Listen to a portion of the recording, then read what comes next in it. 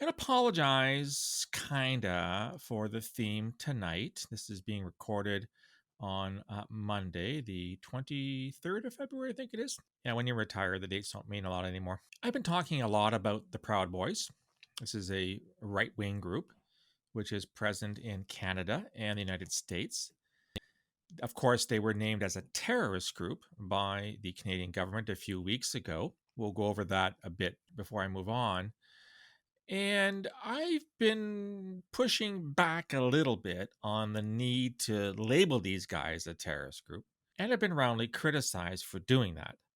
I've been called some pretty nasty names online, amongst which are Islamophobe. I don't know how you get to criticizing the decision to name the Proud Boys with Islamophobia, but who am I to judge? I've come across some information that I think might be of interest to you. But let's back up a little bit.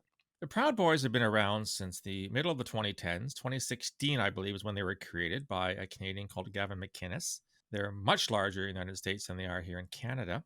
And of course, they are believed to have been major participants in the January the 6th riot, insurrection, coup, terrorist attack, call it what you will, at the US Capitol. We've all remembered the scenes of that day. This mob that had breached the security perimeter went inside, trashed some desks, took some selfies, basically just caused a lot of chaos before officials were able to regain control. In the wake of that attack, the leader of the New Democratic Party, Jagmeet Singh, got on his high horse and said that Canada should name the Proud Boys as a terrorist group ASAP. A few days later, or was it a week later, the Canadian Parliament voted to name the Proud Boys a terrorist group, despite the fact the Canadian Parliament has no role in the naming of terrorist entities. That is a function of Public Safety Canada. In other words, civil servants, officials, not elected MPs, and it relies on information evidence that's provided by security, intelligence, and law enforcement agencies, i.e., CSIS and the RCMP. Nevertheless, announcement was made by Bill Blair, who is the Minister of Public Safety, saying, yes, indeed, the Proud Boys were listed as a terrorist group. Here's where it gets interesting. I have information from what I believe to be a reliable source. In keeping with my intelligence background, no, I did not corroborate the information, but my source did corroborate it with people also deemed to be reliable. So I'm pretty sure this information is pretty accurate.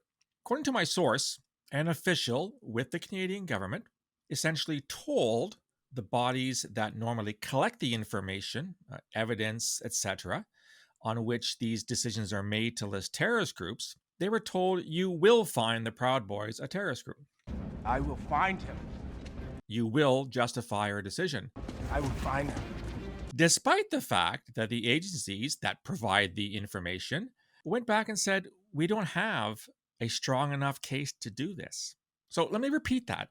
A government official basically decided in advance that those that we paid to protect us, our security, intelligence, and law enforcement agencies, would find a case to list the Proud Boys as a terrorist entity in the Canadian statute, or whatever the hell it's called, despite the fact those agencies said we don't have enough to justify that.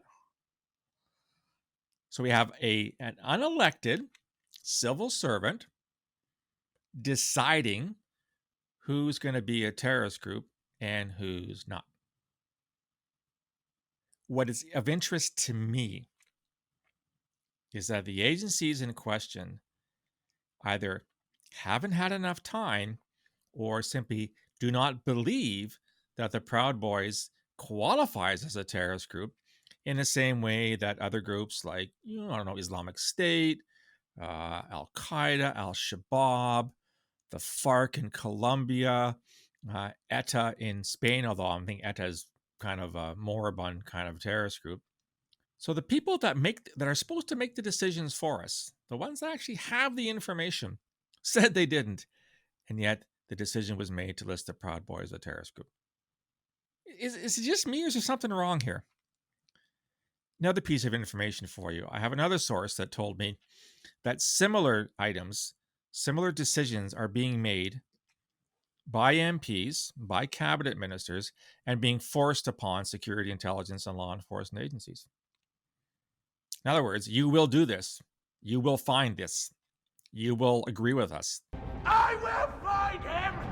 Our security, intelligence, and law enforcement agencies in this country are supposed to act independently of the government.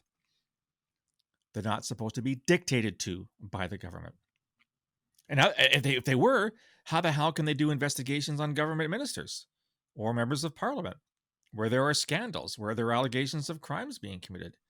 If these agencies just kowtow and bend over when the government says so, what's the point of having them in the first place? We just become like a lower Slobovistan or some Central Asian republic where the security services are in the back pocket of the president for life. Do we want to become that here in Canada? I'm not trying to over-exaggerate the situation here, but it is very, very worrisome that we have government officials essentially drawing conclusions before the facts are in. This ain't good, folks. This is not good at all. For the record, just to repeat, I am not a fan of the Proud Boys. I don't like their position on things. I don't like how they see the world. I don't like some of their actions. Doesn't mean they're a terrorist group. And what's really interesting is as the events of January the 6th in New York, in Washington continue to unfold, as more information is found, it is still far from clear that what happened on that day was an act of terrorism. As I've said before, it was a whole dog's breakfast of actors those days. Just read a report that even questioned the death of the one police officer at the hands of a bunch of rioters wielding a fire extinguisher. Apparently, there's some doubt that that story is true as well. The bottom line is that whether or not we agree that the terrorist listing process is necessary, and I'm still straddling the fence on this one, the decision on the groups that belong on that list, for whatever purposes it's going to be put to, terrorist financing, travel, whatever, have to be left to the organizations that monitor and investigate these individuals and groups. It is not to be placed in the laps of people with predetermined agendas that decide in advance what's going to happen. This is a very worrisome trend where all kinds of things are being called terrorism, which have nothing to do with terrorism. And I just want to push back a little bit on this. I think my information is pretty solid. I'm expecting pushback on this one too once I publish this. There are those that simply believe I don't see right-wing extremism as a problem. I absolutely do. I just happen to believe that on a global scale, when you try to compare apples with apples in terms of who poses the greatest threat, unless I'm reading the wrong news sources, the vast majority of people around the world killed in terrorist attacks are, first of all, the victims are largely Muslim, and second of all, the perpetrators are largely Islamist extremists. So we have Muslims or purported Muslims killing Muslims. I document this in a weekly terrorism summary on my website. You look at it, where there's all the terrorist attacks around the world in a given week. And for the past 4 weeks, since January the 6th, every single one, actually almost 2 months now, every single one has been carried out by Islamist extremists, with very, very few exceptions. Anyhow, that's what I think. Leave you, of course, with your Hardy Boys Guide to Life. This one is interesting.